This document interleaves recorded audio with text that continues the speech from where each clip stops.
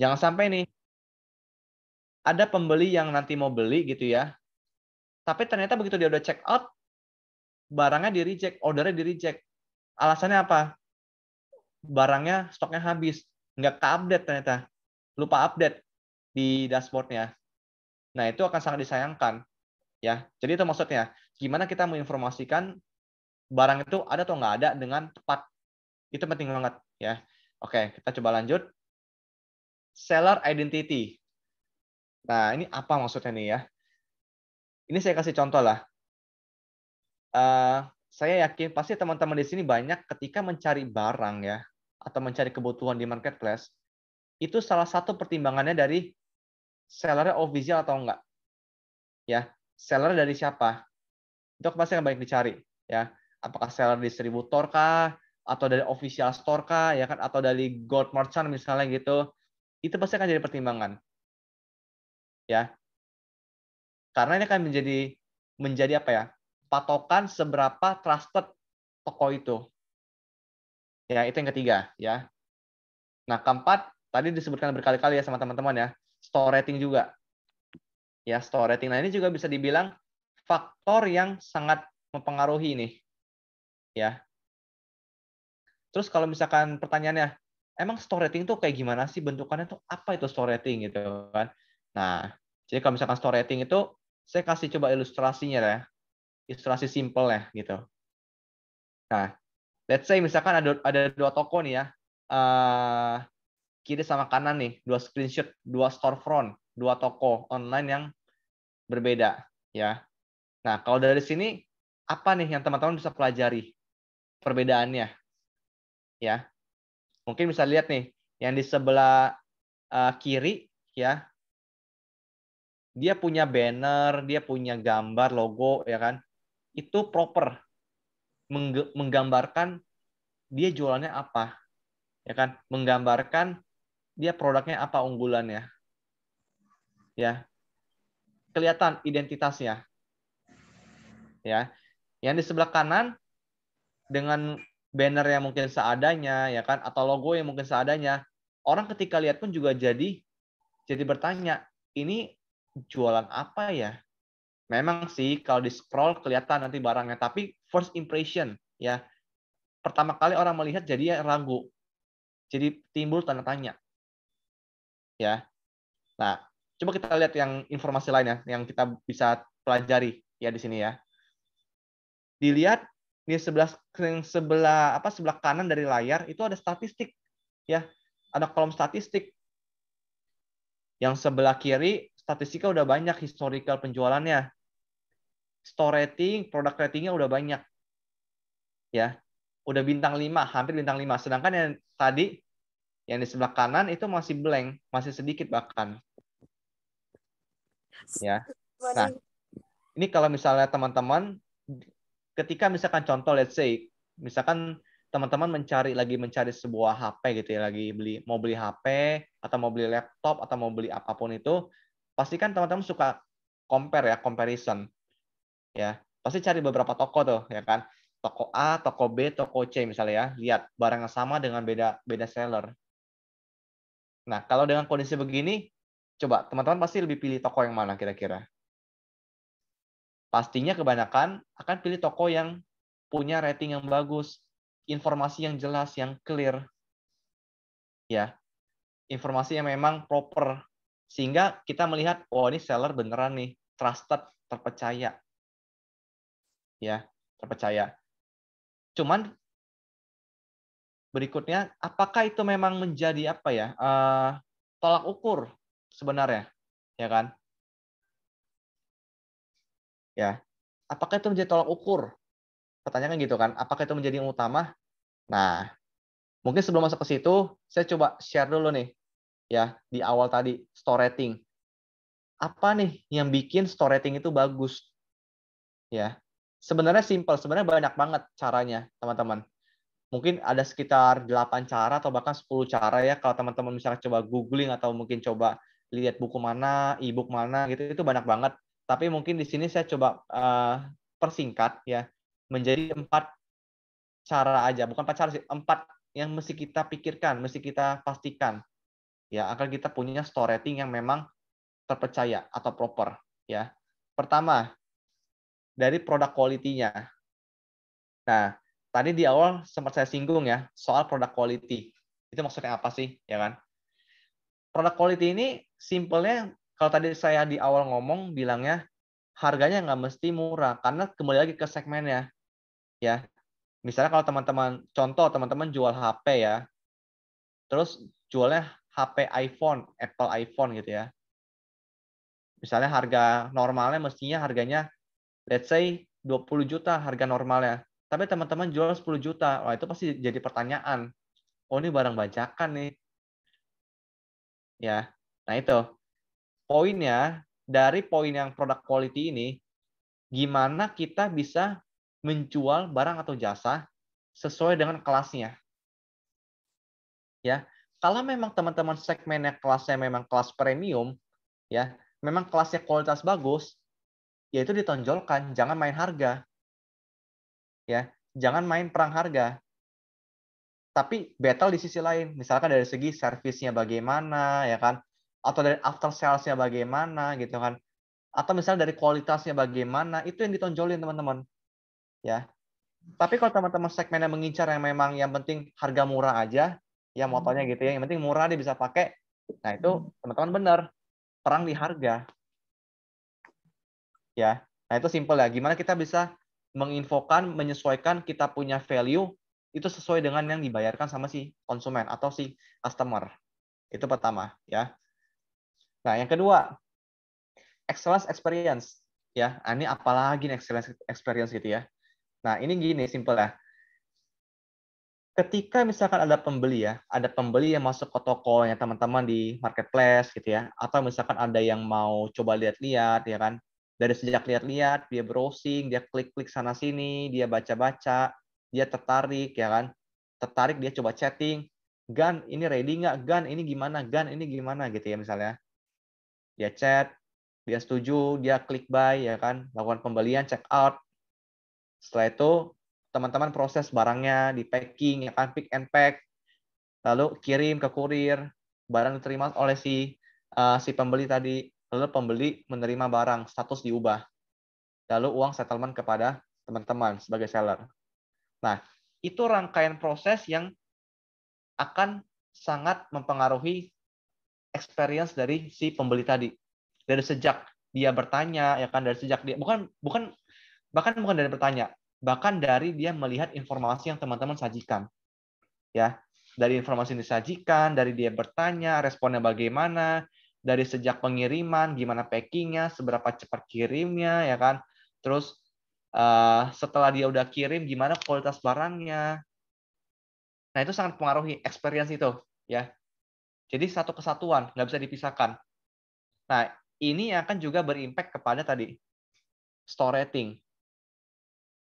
Jangan sampai teman-teman punya barang yang udah bagus sebenarnya, barang yang teman-teman jual itu bagus kualitasnya, tapi ternyata misalnya let's say contoh pengirimannya lambat, ya.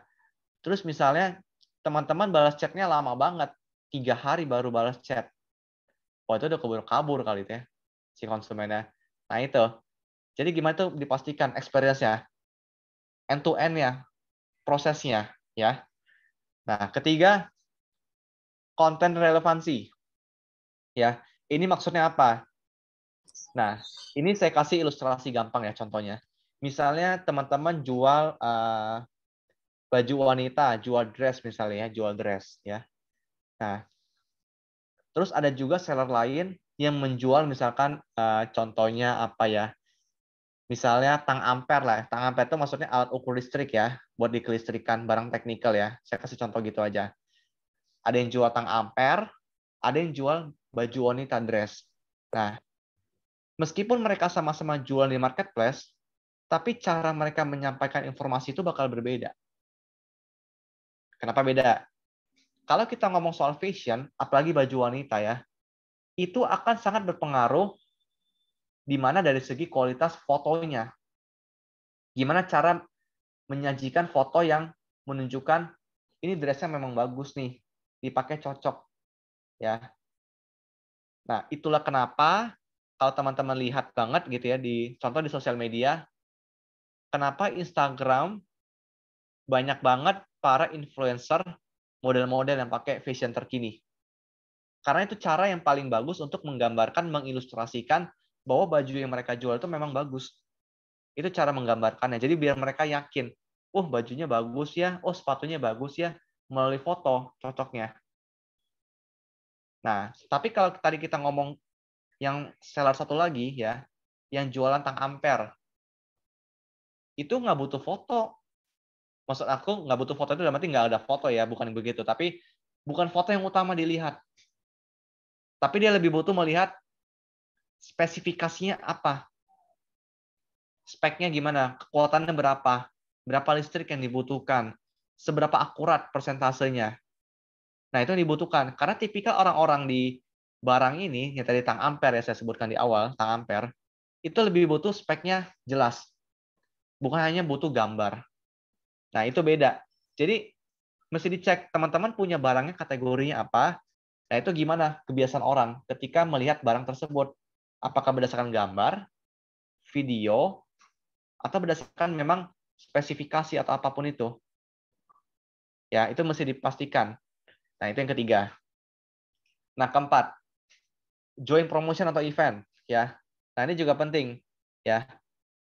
Jika misalnya ada kesempatan, ya, di suatu e-commerce atau marketplace, coba join, ya. Coba gabung dalam eventnya atau dalam promotionnya, gitu ya. Dan memang untuk sekarang saat ini banyak banget berbagai e-commerce itu biasanya mereka bikin suatu community, ya kan, entah itu gathering, ya kan, atau entah itu webinar, ya. Join aja kalau ada kesempatan. Kalau memang bisa, join coba. Aktif. Nah, kenapa? Saya kasih triknya sedikit. Karena biasanya setiap e-commerce itu akan melihat toko atau seller mana saja yang memang aktif ikut berbagai kegiatan. Ya.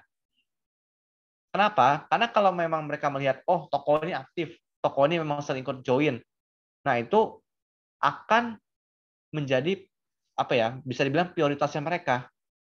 Karena mereka punya goal untuk gimana caranya seller dari tiap e-commerce gitu ya kebanyakan biasanya untuk tetap aktif di dalam marketplace mereka. Nah, sehingga kan mereka melihat siapa aja nih seller yang berpotensi yang aktif. Nah, itu mereka akan minta untuk lebih banyak diajakin join promosi dan sebagainya.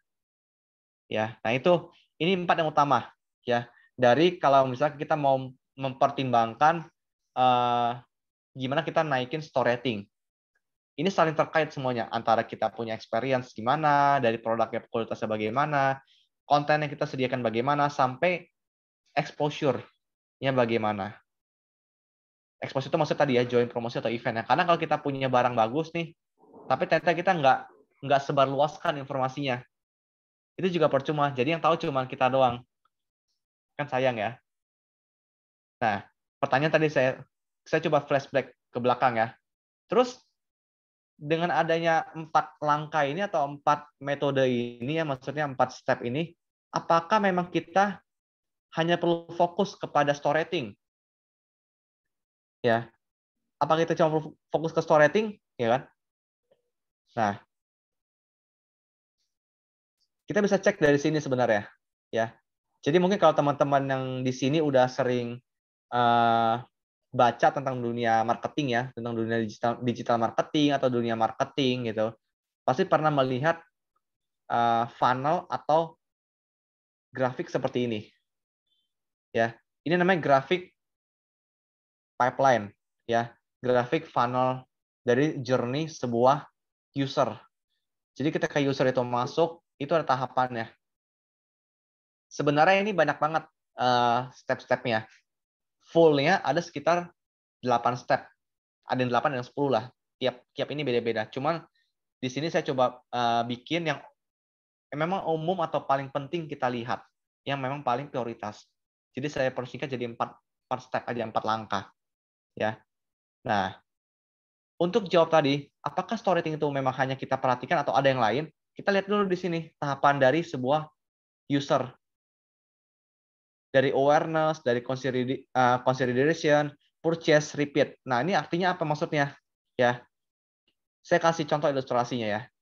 Misalnya nih, let's say kita misalkan saya punya kafe misalnya, saya punya kafe di misalkan di Kemang, saya punya coffee shop di Kemang misalnya gitu ya. Saya punya coffee shop di Kemang, terus saya udah siapin toko saya, coffee shop saya udah siapin. Dekorasi udah bagus ya kan.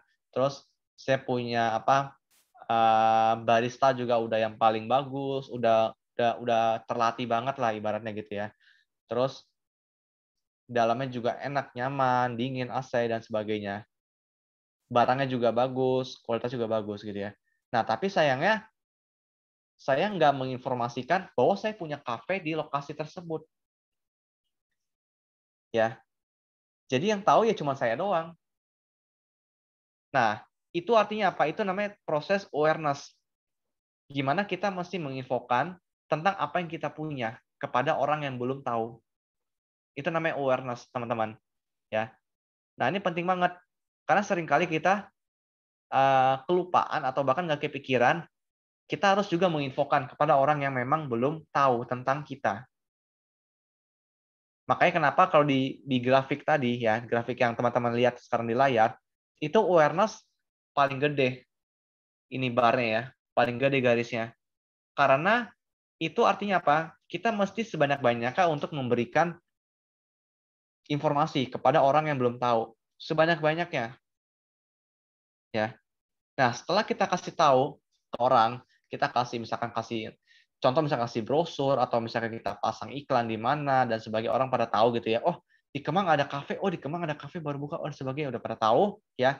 Nextnya apa selanjutnya? Orang mulai mempertimbangkan ya. Consideration itu namanya, mempertimbangkan. Mereka melihat. Nah, di sini penting banget nih. Mereka udah melihat, oh bagus ya, oh harganya juga murah nih.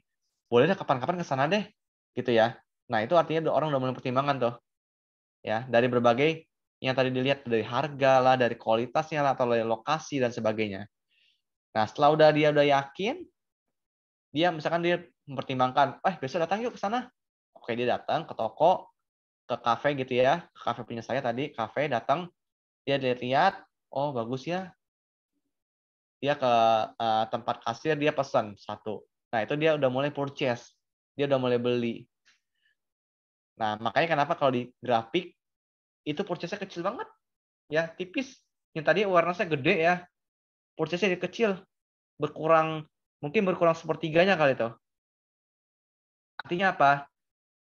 Ini mengilustrasikan bahwa dari sekian banyak yang orang yang tahu, pasti untuk mengarah ke transaksi akan lebih kecil. Jadi kayak pipa, kayak corong, ya. Misalnya yang tahu tentang kita itu 1.000 orang, ya. Terus dari 1.000 itu yang mempertimbangkan untuk mau coba itu 500, berkurang lagi tuh. Nah, dari 500 yang mempertimbangkan, berkurang lagi menjadi 100 yang beli. Nah, dari 100 yang beli, berkurang lagi yang ibaratnya terus membeli rutin tiap bulannya.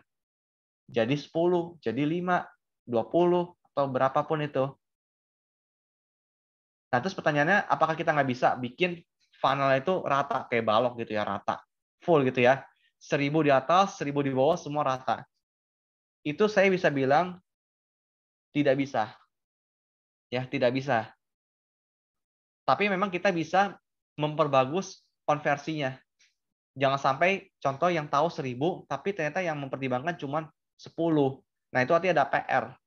Kenapa ini? Ya. Nah, kalau misalkan saya coba balik lagi mengenai store rating, apakah hanya itu yang dipertimbangkan untuk kita membangun digital presence? Ya. Nah, di sini kelihatan. Kalau kita ngomong store rating, ya, yang tadi saya sebutkan di slide sebelumnya, itu baru mencakup tentang dua tahapan, yaitu consideration sama purchase. Ya. Artinya apa? Yang tadi saya bilang, store rating itu kan informasi di dalam suatu marketplace. Jadi artinya teman-teman user yang tadi mau membeli itu sudah masuk ke dalam toko. Sudah masuk ke dalam produknya teman-teman. Jadi mereka sudah punya pertimbangan sebenarnya. Tinggal mereka memutuskan beli atau enggak. Ya kan? Tapi belum ke awareness. Nah, sedangkan kalau kita berbicara mengenai digital presence, apa sih artinya sebenarnya?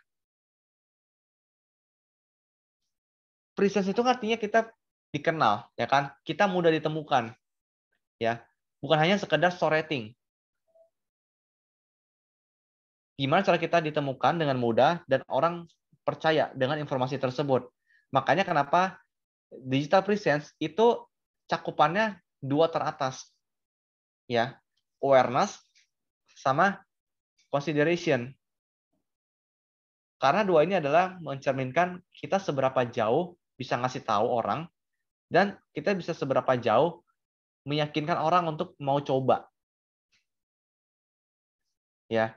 Nah, kalau misalkan terus kalau begitu kira-kira seperti apa sih gambarannya yang lebih detail dari digital presence ya. Nah, saya coba kasih ilustrasinya ya, simple ya. Nah, ini simple mapping-nya ya. Jadi simple gambarannya lah. Nah, ini. Jadi kalau kita ngomong secara lingkaran ya, ini ada lingkaran yang beririsan ya, 2 lingkaran besar dan kecil beririsan ya. Nah, lingkaran kecil itu adalah internal marketplace. Jadi kalau misalnya teman-teman join di Rally atau join di misalkan di Bukalapak atau si hijau atau si merah atau apapun itu ya, join dimanapun. Nah, itu adalah lingkaran internal marketplace. Nah, sedangkan ketika exposure keluar, itu adalah external marketplace. Di sini kelihatan ya, ilustrasinya dalam arti informasi eksternal itu akan lebih luas, lebih gede jangkauannya ketimbang secara internal. Nah, ketika eksternal sudah berjalan informasinya, yang internal juga berjalan informasinya, sehingga mereka beririsan di tengah-tengah untuk beli, purchase. Mereka udah lihat iklan di luar, terus mereka udah lihat gimana internalnya, dan mereka akan purchase. Itu irisannya kira-kira. Ya. Nah, terus pertanyaannya, untuk kita bisa bikin eksternal marketplace itu bagus, ya, untuk menciptakan digital presence ya, itu kira-kira apa faktor pertimbangannya? Ya, ada 2 yang utama sebenarnya. Ya, pertama dari segi brand positioning. Ya, nah itu artinya apa brand positioning? Artinya itu gini, ketika misalnya teman-teman punya toko atau punya jualan, ya, nah itu teman-teman mau dikenal sebagai apa? Ya, apakah mau dikenal misalkan apakah misalnya teman-teman jualan coffee bean, biji kopi ya, apakah teman-teman mau dikenal di luar itu sebagai spesialis biji kopi yang memang fokus jualan biji kopi aja, ya? Atau misalnya teman-teman mau dikenal sebagai toko palu gada, apa aja yang lu mau gue ada. Nah itu beda tuh brandingnya tuh. Apa yang mau dikenal? Apakah teman-teman mau dikenal sebagai jualan barang-barang yang misalnya premium atau barang-barang yang ekonomis? Nah itu branding. Nanti di slide berikut saya kasih contoh ilustrasinya seperti apa. Ya itu brand positioning tuh. Nah baru kedua exposure. Ya exposure ini adalah setelah kita udah tahu brandingnya, baru kita apa? Cari cara untuk menginfokannya bagaimana ke orang-orang tersebut. Jadi jangan kebalik. Jangan kita iklan dulu, tapi kita baru tentuin kita punya branding mau dikenal sebagai apa. Itu kebalik. Kita define dulu. Kita mau dikenal sebagai apa, baru kita tentukan cara iklannya bagaimana. Ya, nah ini secara mapping ya. Ya makanya kenapa digital presence itu nggak hanya tentang internal, tapi juga ada eksternal. Bahkan eksternal gede lingkarannya, karena potensinya lebih luas. Ya, nah saya coba next slide. Nah, terus tadi kalau ditanya di awal kan ada statement soal brand positioning, ya di step pertamanya. Terus gimana cara kita untuk men-create brand positioning tadi? Nah, kalau misalnya teman-teman coba googling atau baca berbagai artikel gitu ya, ini sebenarnya banyak banget cara-caranya. Nggak ada satu cara yang paling benar, nggak ada. Ya, jadi ibaratnya yang saya share sekarang itu adalah best practice yang memang saya jalankan, pengalaman saya. Tapi apakah yang saya sharing ini akan berhasil ke semua bisnis teman-teman? Saya bisa bilang enggak. Karena itu, tergantung kategorinya apa, ya kan, segmennya siapa dan sebagainya. Ya, saya coba lanjut ke sini. Nah, ketika kita bikin brand positioning, apa yang mesti diperhatikan? Ya, pertama, Maaf Pak Fendi, yuk. mungkin boleh di-share screen ulang aja. Kayaknya ini penuh coretan, jadi banyak yang terganggu. Oh, Iya, saya share screen sebenarnya ulang tadi lagi aja ya. ada yang iseng. Iya.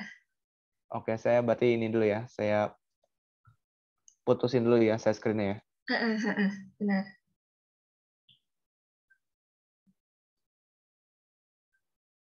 Oke, saya share screen lagi. Bentar. Ya, gimana? Udah bersih lagi ya? Udah, ya, baik. Terima kasih Pak Fendi. Oke. Saya coba lanjut lagi teman-teman ya. Nah, tadi ke awal ya. Kira-kira apa langkah pertama ya? Ya, saya coba rangkum menjadi 3 aja. Dari sekian banyak. Sebenarnya banyak banget ini. Ada sekitar kalau secara teori ya, itu ada sekitar 10-an. Cuma kalau 10 saya sebutkan kalau misalkan 10 itu saya jeberkan di sini kan pasti nanti teman-teman ini baru kelar bisa jam 8 malam ntar baru kelar ya. Jadi saya coba rangkumkan 3 aja yang memang paling berpengaruh ya dari pengalaman saya selama ini. Pertama itu adalah user segmentation ya. Nah, ini apa user segmentation gitu ya? Simpelnya gini, yang tadi saya bilang, ketika teman-teman itu pengen buka usaha atau pengen misalkan menjalankan toko atau pengen buka bisnis ya, itu langkah pertama itu mesti tentuin dulu teman-teman mau mengincar siapa ya. Apakah mau mengincar pria? Ini contoh ya, apakah mau mengincar pria atau wanita ya? Atau mau mengincar anak muda milenial atau mengincar orang-orang senior ya? Atau mengincar orang yang sudah bekerja atau yang belum bekerja ya kan? Karena itu beda cara pendekatannya. Itu bakal beda banget. Misalnya contoh, ini akan berpengaruh. Kenapa? Contohnya gini. Misalnya teman-teman mengincar kalangan milenial yang masih umur 20 sampai 30 tahun. Jenis kelaminnya wanita. Nah, itu target teman-teman tuh. Nah, setelah tentukan, itu akan berpengaruh ke berikut-berikutnya. Misalnya kayak cara teman-teman untuk memperkenalkan produknya. Kalau misalkan teman-teman yang milenial, targetnya, teman-teman bisa pakai melalui sosial media. Ya, bisa pakai Facebook, bisa pakai Instagram, karena mereka penggunanya di sana aktifnya untuk milenial. Ya, nah, tapi beda cerita tuh. Kalau teman-teman jualannya misalnya sembako, misalnya gitu ya, sembako. Nah, itu segmennya mungkin kalau secara online nggak terlalu kena. Karena yang beli kebanyakan ibu-ibu. Ya, ibu-ibu mungkin lebih butuh langsung offline di pasar. Ya, nah, contohnya apa lagi nih yang ilustrasi gampang ya? Saya kasih contoh ya, di yang realnya gitu ya. Misalnya nih, mungkin teman-teman pasti di sini punya jam tangan ya, kebanyakan ya. Jam tangan, entah itu smartwatch, atau jam tangan analog atau digital lah. Ya, nah, pasti teman-teman udah pernah dengar jam tangan merek Rolex. Ya, merek Rolex yang mahal itulah. Ya, pasti teman-teman bisa dibilang belum pernah lihat. Sebentar ini kayak putus ya ini ya, share screen ya. Iya Pak, bisa diulang mungkin? Oke, bentar. Ini saya mau coba share screen, ada tulisan host disable participant screen sharing.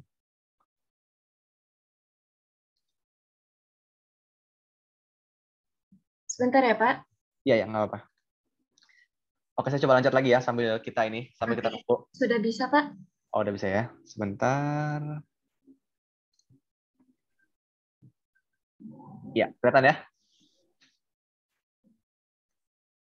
Oke. Oke, nah, tadi sampai mana? Rolex ya. Nah, kalau kita ngomong jam tangan merek Rolex ya, pasti teman-teman nggak pernah lihat iklan Rolex di TV.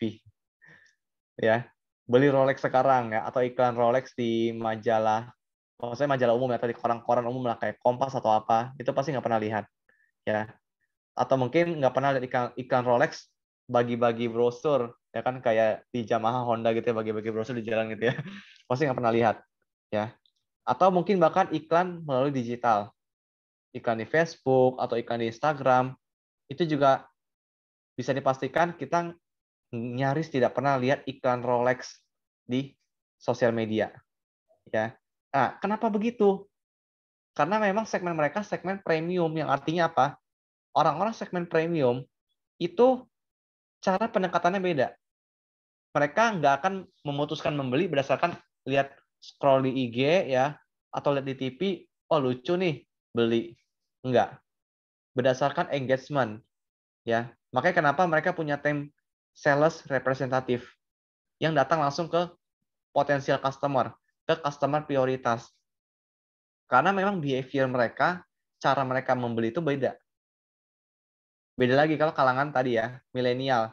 Misalkan kayak kita-kita lah ya umur 20 sampai 30 tahun atau 35 tahun gitu ya, milenial, itu sangat mungkin untuk membeli berdasarkan digital. Ya. Karena memang kalau tipikal milenial ya, itu kalau saya lihat itu lebih impulse buying. Artinya spontanitas. Ya, tipenya spontanitas. Contohnya apa? Contohnya gini misalnya. Misalnya kita lagi lihat handphone nih ya, kita lagi buka IG gitu ya, atau lagi buka apalah gitu, Facebook, misalnya IG atau Facebook, kita scroll-scroll, lihat, oh ada iklan nih, dress gitu ya, atau iklan baju, atau iklan sepatu misalnya. Padahal yang lagi lihat iklan ini, dia lagi nggak butuh sepatu, dia lagi nggak butuh dress. Ya, dia lihat, wih, kayaknya lucu juga nih yang pakai ya. Oke, boleh juga nih, udah belilah satu lah. Nah, itu namanya impulse buying. Padahal sebenarnya dia nggak butuh. Tapi dia karena dilihat, oh kayaknya lucu, tertarik, menarik, dia belilah itu barangnya. Nah, itu tipikal ya. Kalau kalangan milenial. Nah, itu beda lagi kalau segmen lain. Dari kalangan anak-anak, atau kalangan misalkan remaja, atau kalangan manapun itu beda-beda. Jadi penting banget kita untuk tentuin. Kita mau ngincar siapa segmennya. Ya, itu yang pertama. Nah, yang kedua, bentar saya slide dulu. Nah, baru tentukan produk atau service yang mau kita tawarkan. Ya. Kenapa saya sebutkan dua, produk atau service? Karena sangat mungkin teman-teman di sini nggak hanya jualan barang.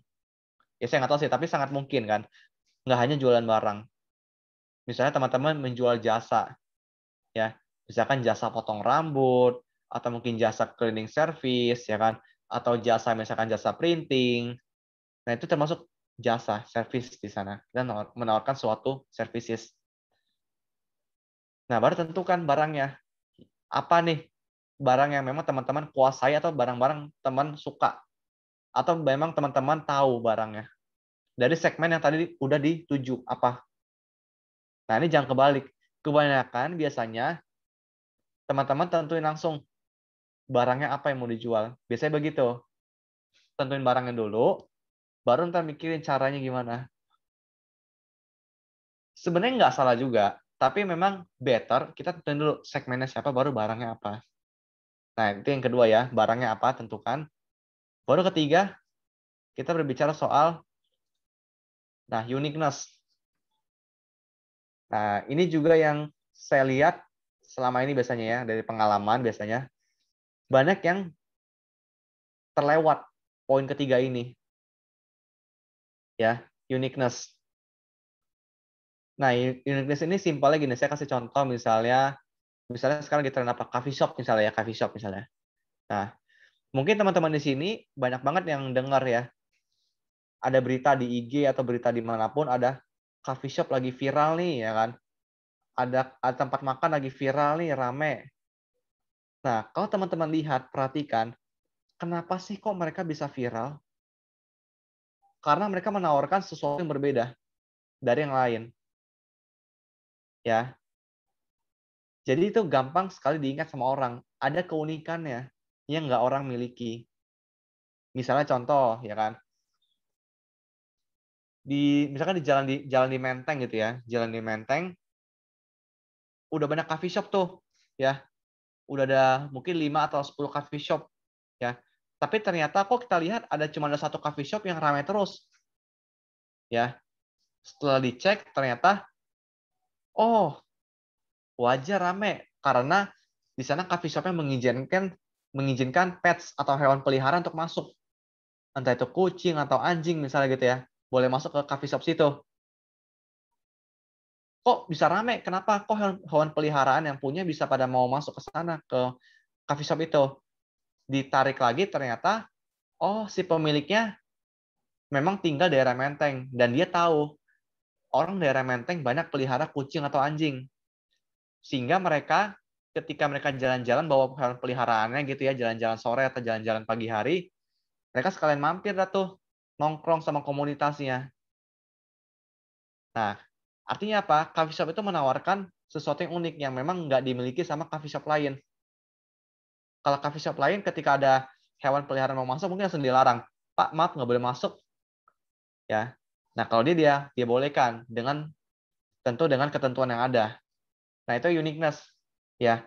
Apa yang kita mau tawarkan perbedaan itu. Nah, uniqueness ini memang banyak banget caranya. Nggak mesti dari apa ya? Nggak mesti dari barangnya. Bisa dari servisnya, pelayanannya, ya. Misalnya teman-teman misalkan jual apa ya? Misalnya jual baju gitu ya, jual baju. Nah, uniqueness-nya apa misalnya? Contoh misalnya teman-teman dari jual baju, oh ternyata teman-teman juga bisa ada jasa fitting misalnya, atau apa misalnya itu. Nah, itu juga jadi pembeda. Ini penting banget, apalagi kalau misalnya teman-teman berjualan di barang-barang yang banyak orang jual juga. Ya, yang persaingannya banyak. Ini harus ada uniqueness nih, penting banget. Karena kalau nggak ada perbedaan ini, jadi nggak ada yang diingat, nggak ada pembeda. Ya, nah itu cara kita untuk tingkatin brand positioning. Ya, 3 poin ini yang utama. Nah, terus berikutnya setelah kita udah dapat brand positioning-nya, ya, terus kita berpikir, terus gimana cara kita untuk exposure-nya? Ya, caranya gimana sih exposure-nya? Karena yang tadi saya bilang, jangan sampai kita punya bisnis, kita punya barang, kita punya produk, tapi orang-orang pada nggak tahu. Nah, itu percuma. Biasanya itu gitu kebanyakan, ya kan? Udah pada bagus, interiornya udah lengkap, tapi kok yang mampir atau yang beli sedikit, ya. Setelah dicek ternyata, oh dia kurang memperkenalkan keluar, ya. Nah, yang pertama itu kita coba, ya.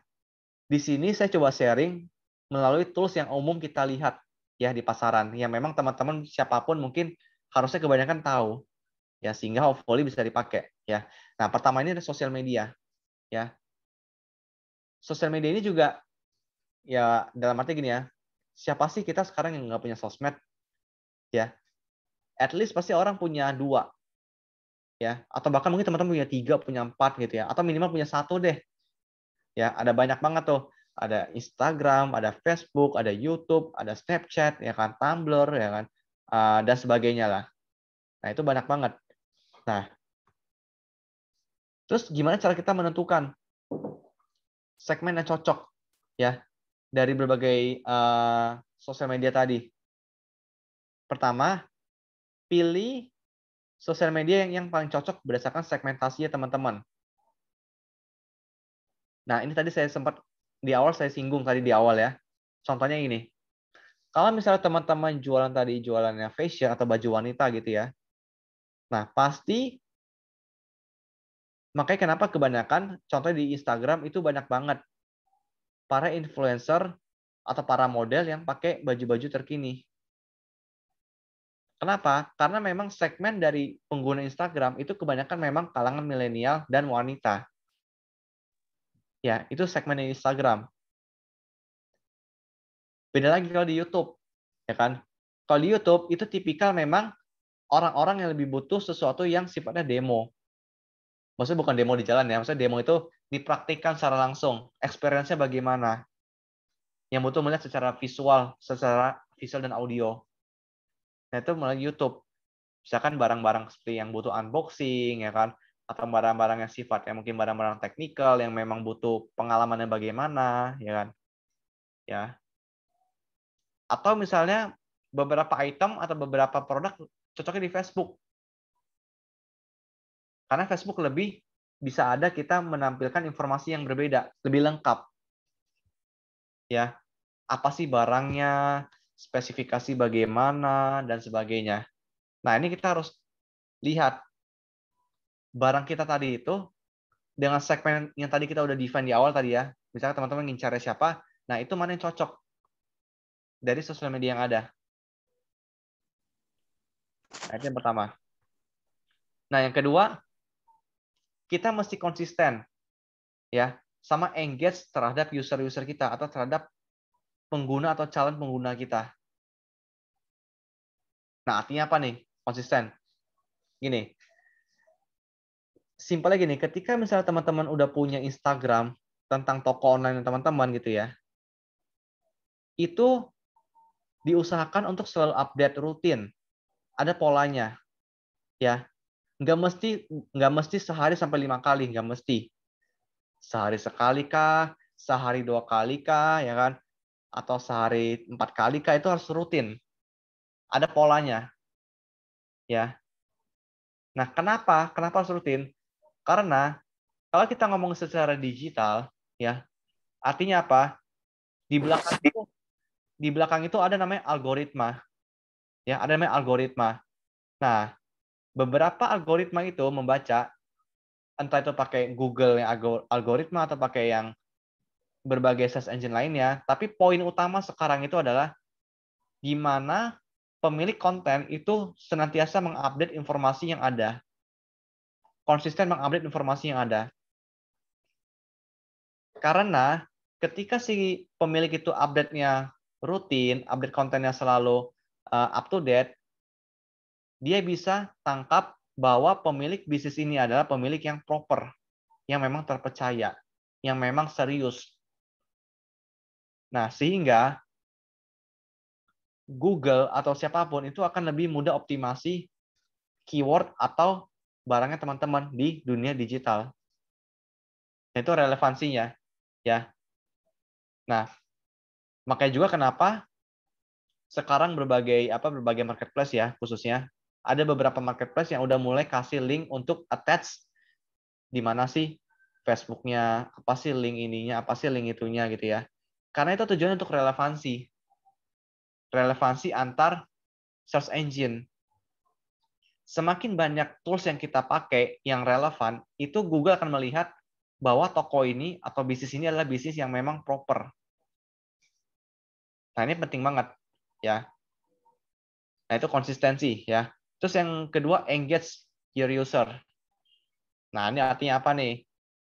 Kalau saya tanya teman-teman di sini ya, pasti teman-teman di sini kalau lihat Instagram atau lihat IG atau lihat Facebook lah misalnya gitu ya. Facebook atau IG pasti sering banget baca caption yang isinya kayak mengajak like ya, ngajak share ya kan, atau ngajak komen ya kan. Nah, itu kenapa? Apakah dia cuma iseng atau apa sih gitu? Karena dia mengincar namanya engagement. Ya. Mereka mengincar engagement. Nah, kenapa engagement? Maksudnya apa sih engagement itu? Artinya apa engagement itu? Simpel lagi nih ya. Ketika si pengunjung website atau si pengunjung sosial media tadi banyak interaksi ya. Maksudnya interaksi itu kayak komen, kayak nge-view, nge-love. Nah, artinya apa? Artinya mereka punya, at least sudah punya ketertarikan. Sehingga mereka nge-like atau komen. Nah, ini juga akan dilihat sama beberapa algoritma. Mengindikasikan bahwa konten yang mereka bikin itu bisa menarik tadi pengunjung. Sehingga mereka bersedia untuk tulis komen, tulis like, atau tulis apapun itu. Nah, itu sebenarnya banyak cara banget, ya kan? Teman-teman bisa, sebenarnya nggak mesti dengan cara-cara, ayo like, comment, share, nggak mesti gitu. Banyak banget caranya untuk bikin engagement secara sosial media. Misalnya, teman-teman bikin giveaway, misalnya ya. Atau teman-teman bikin quiz, ya, iseng-iseng quiz aja. Atau teman-teman iseng bikin survei. Kan banyak tuh sekarang ya, ada survei, ada quiz, giveaway. Nah, itu cara untuk bikin interaksinya aktif. Ya, karena kalau interaksi udah jalan, nanti teman-teman pun ketika misalnya mau rilis atau mau jualan barang sesuatu itu lebih mudah.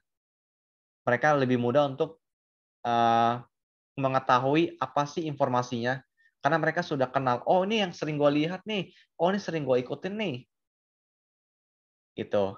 Nah ini secara sosial media yang mesti kita perhatikan ketika kita mau optimasi digital presence via sosial media, ya. Nah itu yang pertama. Yang kedua, kita mesti optimize kontennya, ya. Nah ini juga hal yang penting banget dengan tadi yang pertama. Karena Pak kalau kita, Fendi, maaf, yuk, waktunya 10 menit lagi ya, Pak ya. oke, Terima kasih. ya. Nah konten, ya. Karena kalau tadi kita ngomong soal sosial media, ya, itu barulah tools-nya, ya, itu infrastrukturnya, tools-nya. Tapi tools ini kan mesti diisi ya pastinya, mesti diisi dengan gambar, dengan teks, atau dengan informasi. Bahkan namanya konten itu nggak cuman sosial media. Kita bisa isi dimanapun kan, bisa dipakai di marketplace, bisa pakai dimanapun. Nah, kira-kira kalau untuk optimize konten itu apa nih mesti diperhatikan? Ya, ada 3 sebenarnya ya. Yang pertama itu kita mesti apa ya? Mesti exercise ya. Kita punya produk, kita punya services itu seperti apa profilnya ya. Nah, ini tadi sempat saya singgung di awal tadi ya, di awal-awal. Kalau misalnya teman-teman jualannya barang-barang fashion atau barang-barang kayak sepatu ya, itu akan lebih condong orang lebih lebih tertarik melihat dari foto. Ya, dari foto ya kan, dari foto yang menarik sehingga dia lihat, oh kayaknya cakep ya pakai ini ya. Begitu sampai beda. Kadang bisa gitu. Nah, dari foto. Ada juga yang memang tipikalnya melalui video ya. Misalnya kalau barang-barangnya butuh butuh apa ya? Butuh memperlihatkan gimana cara pakainya. Misalnya contoh alat-alat masak ya, entah itu teflon, entah itu apa. Nah, itu akan lebih menarik perhatian melalui demo ya. Makanya kenapa ada istilah demo masak.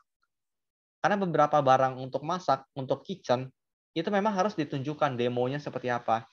Ketika make itu seperti apa ya kelihatannya pas make ya. Nggak lengket kah, ya kan. Kalau perlu sampai wangi kelihatan gitu kan, sampai asap-asapnya kelihatan tuh kan. Nah, kayak gitu. Ada juga yang memang tipikal barangnya itu, kalau barang-barang teman-teman sifatnya barang-barang elektronik, ya, kayak misalnya laptop gaming, atau mungkin kayak AC gitu ya misalnya. Nah, itu pasti akan lebih melihat spesifikasinya apa. Nah, itu penting tuh, spesifikasinya apa, itu penting banget. Ya, misalnya contoh, kalau teman-teman jualan handphone atau smartphone gitu ya, jangan sampai nanti teman-teman nggak cantumkan informasi yang basic. Misalkan ukuran layarnya berapa inch, ya kan, atau ukuran memorinya internalnya berapa gigabyte, ya. Tapi cuma cantumin foto tuh, foto udah bagus tuh. Nah itu nggak akan percuma, nggak akan kena. Karena orang ketika lihat handphone, dia akan baca dulu speknya apa nih, memorinya, layarnya, dan sebagainya. Ya, nah itu yang pertama. Nah terus ya kita yang kedua, nah ini juga sangat-sangat penting, success story. Ya, ini bahasa simpel itu testimoni lah, ya testimoni. Nah, makanya kenapa sekarang di setiap marketplace atau setiap e-commerce itu pasti ada kolom atau menu khusus untuk menyebutkan reviewnya gimana, ulasannya bagaimana, ya. Karena memang ini akan mendorong si pemilik bisnis untuk lebih trustable, lebih terpercaya, ya. Nah, success story ini banyak banget caranya. Bisa melalui testimoni tadi, melalui video kah, atau melalui foto, atau melalui teks dan sebagainya. Tapi poinnya adalah gimana kita bisa create success story. Kuncinya apa untuk membuat success story? Sebenarnya tadi jawabannya di awal ya. Experience-nya. Excellence experience. Itu kuncinya. Kalau teman-teman experience-nya itu nggak bagus, ya prosesnya, ya maka jangan terlalu berharap untuk bisa menciptakan ini, success story itu. Ya, nah itu yang kedua. Nah, yang ketiga nih, jika memungkinkan, ya, jika memungkinkan itu cobalah untuk kolaborasi. Ya, kolaborasi dengan yang memang terkait. Ini juga penting, ya kan, kolaborasi. Karena gini, contohnya. Kalau misalkan pasti teman-teman di sini punya Gojek, ya, punya Grab, pasti punya ya. Ya. Kalau kita lihat Grab, di menunya itu mereka ada Grab Health, ya kan, yang kerjasama dengan Halodoc. Itu dua perusahaan berbeda loh, ya. Halodoc dengan Grab itu beda perusahaan. Tapi mereka kok bisa combine dalam satu aplikasi? Karena mereka kolaborasi di sana. Nah, pertanyaannya, kok mereka mau kolaborasi? Nah, untuk jawab itu sebenarnya simple. Kita mesti tahu dulu, emang tujuan kolaborasi itu apa sih sebenarnya? Ya. Jadi kalau kolaborasi itu tujuannya simpel gini. Gimana kita bisa menaikkan jumlah pengguna kita itu secara signifikan dengan kolaborasi. Nah, itu kuncinya. Menaikkan jumlah pengguna. Maksudnya apa sih? Kayak tadi contoh saya bilang di awal ya, Grab sama Halodoc. Ya. Di Grab mereka pasti udah punya database, ya kan? Database dalam arti, oh mereka sudah punya user dengan segmen yang memang butuh asuransi, butuh kesehatan, concern di kesehatan, ya kan? Dari mana mereka bisa tahu? Nah, makanya kenapa di beberapa apps, beberapa aplikasi itu suka menyediakan artikel, ya, artikel tentang apa ya, tentang rasi bintang lah, tentang uh, ramalan hari inilah, atau tentang misalnya tentang kesehatan lah, tips dan trik. Nah, artikel itu ada tujuannya, nggak cuma sekedar dikasih. Itu untuk ngebaca teman-teman itu interestnya di mana, tertariknya di mana. Ketika teman-teman sering ngebaca artikel tentang kesehatan, nah itu sistem akan ngebaca, oh bahwa si A ada concern dengan kesehatan. Nah dari sana Grab ngebaca data tersebut, ya. Mereka ngebaca data, ternyata banyak pengguna yang concern dengan kesehatan. Ya udah, sehingga mereka kolaborasi lah dengan Halodoc misalnya untuk bikin super apps di Grab Health. Nah itu kuncinya, kolaborasi, sehingga pengguna Halodoc pun juga bisa masuk. Oh, pengguna Halodoc ternyata setelah ditarik juga, oh banyak yang membutuhkan untuk layanan transportasi. Jadi sama-sama simbiosis yang sangat menguntungkan keduanya.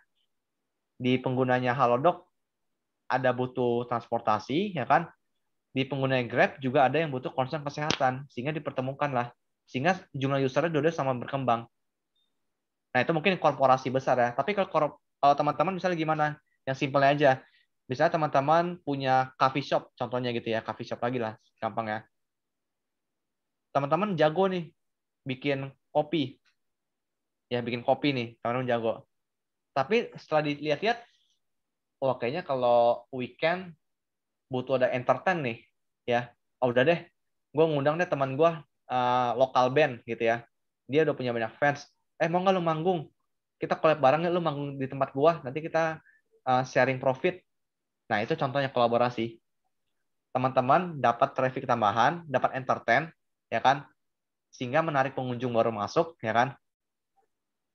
Yang tadi band pun juga merasa terbantu. Oh, gue dapat panggung nih. Itu contoh-contoh simpel ya. Jadi teman-teman butuh apa, dia bisa butuh apa, itu di-collab-in. Nah, itu kolaborasi ya. Sekarang itu penting banget. Jangan masing-masing gitu. Nah, ini tiganya. Oke, nah itu jadi ya. Jadi kalau secara digital presence sebenarnya nggak banyak. Saya coba rangkum dua. Ya kan tadi yang pertama itu secara gimana kita punya sosial media, kita optimize secara eksternal, baru kita optimize kita punya konten. Sehingga nanti impact-nya akan ke eksternal. Orang akan makin banyak yang tahu. Ya, kita bikin artikel yang menarik, kita bikin tips dan trik yang menarik, dan sebagainya. Nah, itu sih kira-kira mungkin. Oke, mungkin so far cukup sih itu dulu. Mungkin saya kembalikan dulu ke host. Baik, terima kasih Pak Fendi atas penjelasannya. Ini merupakan penjelasan yang sangat menarik sekali ya teman-teman ya, sekaligus memberikan pengetahuan baru nih bagi Sobat ACE mengenai how to build digital presence in marketplace. Nah mungkin kalau boleh saya simpulkan nih, tadi Pak Fendi itu menjelaskan tentang pertimbangan membeli di marketplace pada awal webinar ya, yaitu dari harga, ketersediaan barang, seller identity, dan juga store rating.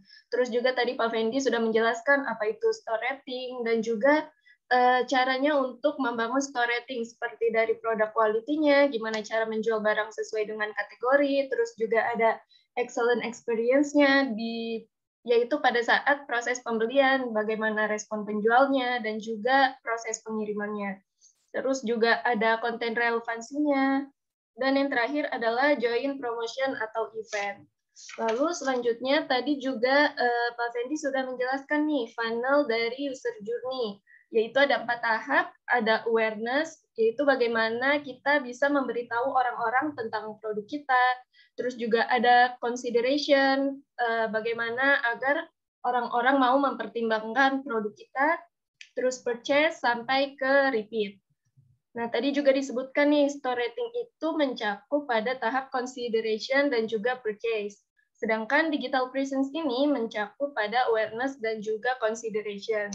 Pak Fendi juga tadi menjelaskan ya tentang simple mapping of digital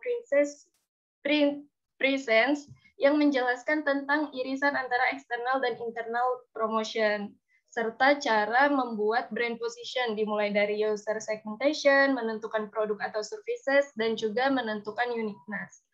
Kemudian terakhir, Pak Fendi juga menjelaskan cara meningkatkan exposure ataupun digital presence, dimulai dari sosial media, yaitu dengan menentukan segmen yang cocok, dan juga konsisten, dan yang pastinya mengengage user. Terus yang kedua juga dilakukan dengan optimize content, yaitu dilakukan dengan exercise your product atau services profile. Yang kedua dengan success story, yaitu bisa membagikan tentang testimonial. Dan yang terakhir melakukan kolaborasi jika bisa, seperti itu. Baik, mungkin karena sudah waktunya Q&A, sekarang kita bisa langsung masuk aja ke sesi Q&A. Di sini udah banyak banget nih yang bertanya. Mungkin aku batasin 3-4 pertanyaan dulu ya teman-teman ya. Kalau misalkan waktunya cukup bisa dilanjut, kalau enggak mungkin sampai situ aja. Oke, yang pertama ini ada pertanyaan dari Kak Trismawati Pakpahan. Kak Trisma bertanya bagaimana langkah awal yang harus dilakukan untuk memulai sebuah bisnis di marketplace. Mungkin bisa dijelaskan kembali secara singkat aja, Pak. Oke, tadi siapa yang nanya? Sorry. Kak Trismawati. Oke, Trisnawati ya.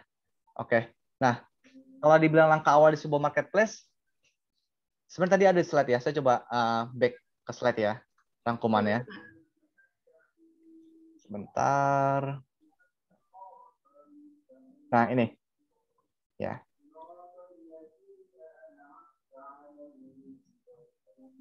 Nah, kalau kita coba lihat mapping di sini ya, kita sebenarnya bisa lihat ketika kita memutuskan untuk misalkan, oke, saya mau buka toko online ya di sebuah marketplace. Berarti artinya apa? Ya kita mesti perhatikan apa yang mesti kita lihat secara internal marketplace itu sendiri. Nah, ini tadi sebelumnya sudah disebutkan di awal ya, yang 4 poin itu ya. Nah, di sini. Nah, ini how to create store rating. Gimana kita menentukan kita punya produknya bagaimana, ya kan? Terus kita juga memastikan gimana nih kita punya experience di sana, ya kan? Dalam arti kalau memang misalnya kita let's say, tentu ekspektasinya orang kan ketika di chat kapanpun dia akan balas kapanpun, ya kan? Nah, tapi kita bisa kasih informasi, ya kan? Apakah memang kita hanya bisa balas di jam kerja kah? Makanya kenapa sekarang kalau di beberapa marketplace itu ada informasinya ya. Pas kita chat langsung muncul balasan auto reply. Chatting hanya akan dibalas jam 8 sampai jam 5. Nah, itu tujuannya apa? Untuk biar orang nggak over expectation. Biar orang nggak kecewa bahwa sudah diinfokan kok memang ada batasan waktu. Nah, itu hal itu harus dipikirkan ya. Tahapan experience-nya. Produk ditentukan, experience ditentukan, kontennya juga dipastikan. Ketika teman-teman misalkan mengupload produk misalnya gitu ya, atau mengupload informasi toko atau informasi penjual, itu mesti bikin konten yang memang relevan sesuai dengan segmen yang teman-teman tuju. Ya. Tadi kan di sebelumnya saya sebutkan, sempat saya share ya. Ketika teman-teman mengincar misalnya memang kalangan milenial, ya kan? Artinya apa? Teman-teman bisa banyak bermain dari segi gambar, image, ya kan? Jangan terlalu banyak teks. Ya. Tapi kalau teman-teman punya barang itu memang barang-barang teknikal, ya, barang-barang yang memang orang teknisi yang pakai, yaitu jangan cuma main gambar, perkuat informasi spesifikasinya, ya. Misalkan speknya apa, atau tips dan trik untuk efisiensi bagaimana, dan sebagainya. Nah, itu perkuat di kontennya di sana, sesuai dengan segmen teman-teman. Nah, setelah 3 itu udah tentukan, barulah mikirin gimana kita untuk cari cara orang lain biar tahu. Ya. Di sini memang saya sebutkan join event atau promotion. Ya. Tapi sebenarnya bisa juga teman-teman bikin sosial media. Itu langkah awal yang paling mudah. Ya. Karena kan saya tahu kalau namanya kita join event di suatu marketplace itu pasti ada batasan limit biasanya, ada limit kuota lah gitu lah, nggak semua bisa join. Tapi teman-teman bisa pakai. Coba makanya kenapa di sini tadi di mapping di yang lingkaran besar, ya potensi untuk kita diketahui orang itu lebih gede melalui eksternal sebenarnya, ya. Makanya eksternal itu paling gede tuh lingkaran tuh. Itu lebih gede potensinya sebenarnya.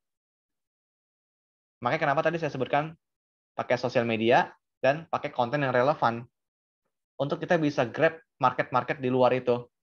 Ketika mereka udah tahu, kita giring mereka ke marketplace tersebut. Nah, itu bisa juga caranya begitu. Nah, mungkin itu kali kira-kira jawabannya. Baik, terima kasih Pak Fendi atas jawabannya. Di sini ada lagi nih Pak yang nanya, kira-kira gimana sih cara yang paling efektif untuk mempromosikan produk dan bagaimana cara untuk melihat target pemasaran yang tepat? Kayak gitu. Ini pertanyaan dari Kak Ferdea. Oke, I see. Nah, saya coba ke slide yang relevan ya. Nah, ini memang simpel lagi nih, 3 poin ini aja dulu. Ya, kita nggak usah mikir yang jauh-jauh, yang canggih-canggih. Kita coba pikirkan. Kita mau ngincar siapa? Kalangan siapa? Ya kan? Siapa pembeli yang mau kita incar? Ya kan? Apakah mereka tukang AC, ya kan? Apakah mereka misalnya teknisi, ya kan? Atau kita mau ngincar kalangan milenial, atau kalangan pekerja, atau apa? Atau kalangan pekerja kantoran? Siapa yang mau kita incar? Ya, ini penting tadi saya bilang, karena ini akan menentukan berikut nah nextnya, ya. Kalau teman-teman ngincarnya kalangan, let's say misalnya teman-teman mengincar kalangan teknisi, ya, itu akan lebih masuk ketika teman-teman menggunakan, bahkan mungkin nggak cuma dengan cara online, tapi harus dengan cara offline. Teman-teman harus datangin teknisi, approach mereka, kasih tahu testimoninya bagaimana dan sebagainya. Karena kalau teknisi pasti kebanyakan memang masih bukan berdasarkan online, ya. Tapi beda kalau teman-teman mengincar kalangan misalnya kalangan milenial, wanita gitu misalnya ya, baju. Nah, itu akan lebih masuk pakai Instagram. Makanya kuncinya pertama, apa dulu segmennya nih yang mau dituju, ya. Udah tentuin segmennya, baru berikutnya produknya apa nih yang teman-teman mau tawarkan atau servis apa yang mau tawarkan. Ya. Karena ini akan juga menentukan berikutnya uniqueness-nya. Setelah udah tahu produknya apa, jasanya apa, next-nya apa? Dari barang tersebut, apa yang teman-teman mau bedakan? Biar jadi pembeda lah, ibaratnya pembeda dari barang-barang lain. Nah, ini juga penting, pembedanya apa? Misalnya kalau tadi saya bilang contoh di awal gitu ya. Kalau teman-teman misalnya punya coffee shop, ya jangan hanya sekedar jual latte, mocha, atau jual cappuccino, terus ada bangku, bisa duduk, wifi, itu udah biasa umum. Ya. Tapi teman-teman coba bikin pembedanya. Misalnya mungkin mungkin kalau sebelum COVID ya, bisa tiap malam ada entertain misalnya gitu ya, ada live musik misalnya, atau misalnya teman-teman di sana ada community ya kan, atau misalnya di cafe itu teman-teman ada kerjasama dengan komunitas sehingga ngincarnya ke komunitas. Nah, itu bisa juga uniqueness-nya. Oh, tempat kumpul komunitas nih di cafe itu tuh tempat ngumpul komunitas tuh, di sana aja ngumpul yuk. Nah, itu uniqueness tuh, pembeda. Ya. Nah, jadi kalau poinnya apa? Ya 3 ini. Coba teman-teman coba pikirkan, segmennya siapa nomor 7, barangnya apa sih sebenarnya, dan apa pembedanya. Nah, itu kuncinya. Udah itu doang, cukup. Oke, baik. Terima kasih Pak Fendi. Nah, ada pertanyaan lagi nih Pak, dari Aldo Mahendra. Dari Aldo Mahendra bertanya, bagaimana cara mempertahankan pelanggan agar tidak beralih ke yang lain dan terus berlangganan di kita nih? Oke. Berarti ini kalau tadi di slide itu tahapannya di sini ya. Bentar, saya coba previous. Nah, ini ya repeat ya. Nah, sebenarnya kalau kita ngomongin repeat ini akan jadi satu topik yang menarik juga sebenarnya nih, ya kan? Mungkin kalau diterusin bisa sampai jam 8 malam nih, ya kan? Nggak mungkin selesainya gitu. Nah, Waduh.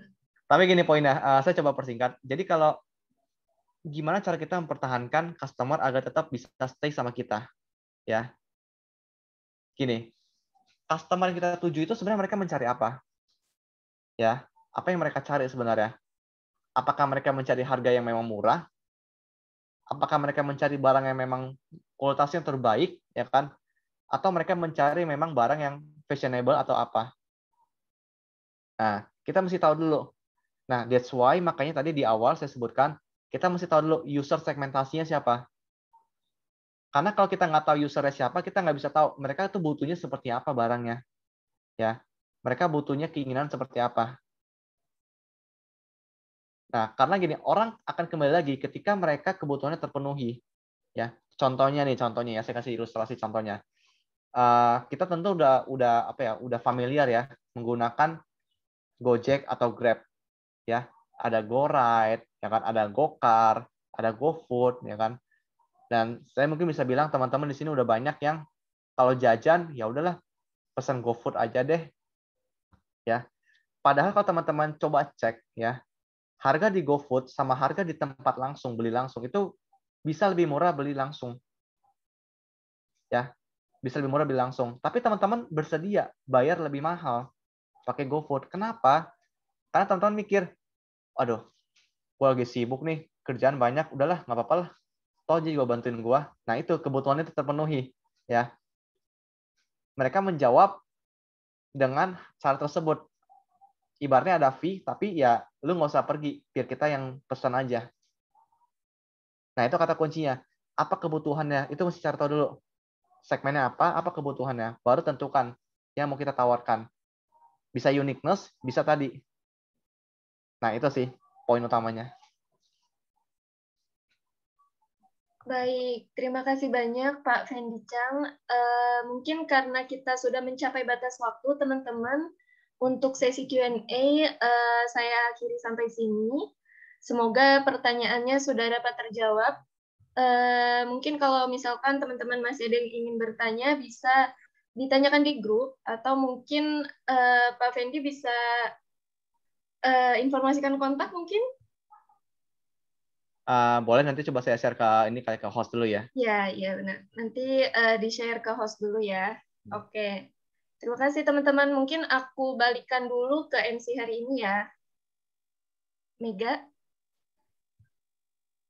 Oke, baik. Terima kasih Kak Cindy. Wah, sayang sekali nih Sobat ACE kita sudah sampai di penghujung acara dan sampai juga ke batas waktu untuk webinar kita hari ini. Nah, terima kasih atas antusiasme dari para Sobat ACE dalam webinar hari ini.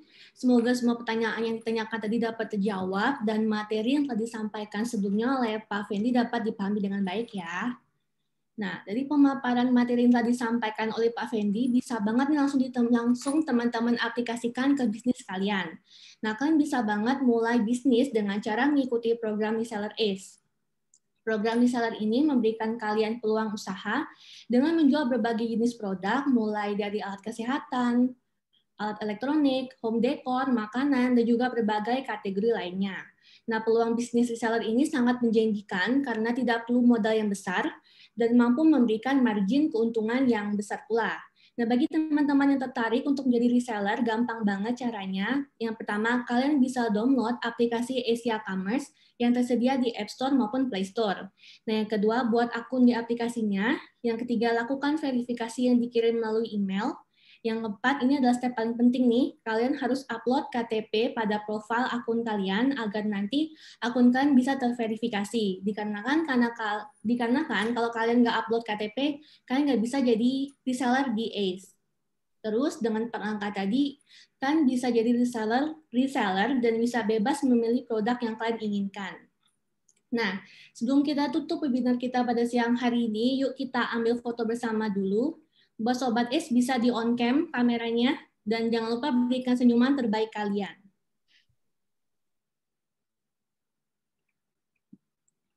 Oke, aku mulai ya. 1, 2, 3. Slide selanjutnya. 1, 2, 3. Slide yang ketiga. 1, 2, 3. Dan slide yang terakhir. 1, 2, 3. Oke, terima kasih buat para Sobat ACE hari ini. Nah, aku juga mau kasih tahu buat kalian yang udah berpartisipasi pada webinar hari ini, bagi kalian yang mau dapatin e-sertifikat, syaratnya Sobat ACE harus yang pertama, follow Instagram ACE Commerce ID dan like 5 foto teratas kita. Yang kedua, follow Instagram Pak Fendi Chang di @fendi_chang_. Dan yang ketiga, join grup komunitas berdasarkan kategori. Yang keempat, wajib mengisi link feedback. Dan yang kelima, sign up di web ACE Commerce. Nah, aku mau infoin juga nih buat para Sobat ACE yang mau join ke grup komunitas yang udah di-share. Nanti kalian bisa join sesuai dengan background masing-masing ya. Jadi misalkan kalau kalian student, itu nanti bisa join ke grup komunitas khusus student. Nah, untuk yang udah bekerja kan bisa join ke grup komunitas profesional, dan kalau ada yang udah punya bisnis nih kan bisa juga langsung join ke grup komunitas entrepreneur. Oke. Jangan lupa buat teman-teman di copy link komunitas dan juga syarat untuk dapatin sertifikatnya. Oke, jadi. Nah, baik. Cukup sekian acara webinar kita hari ini. Akhir kata aku ucapkan terima kasih dan mohon maaf jika ada salah kata, dan sampai jumpa di webinar berikutnya.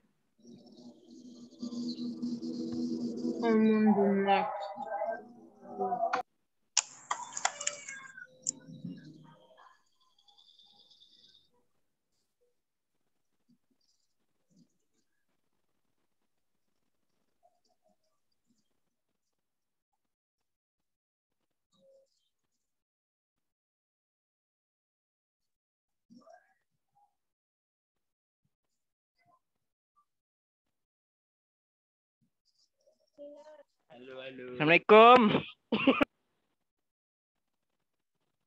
Waalaikumsalam.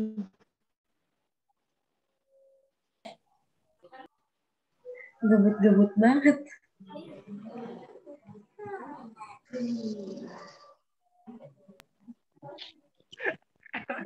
Halo.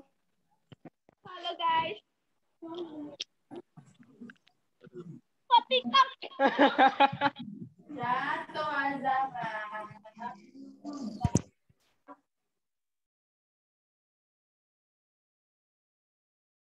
Ini model kayak gini, Mak.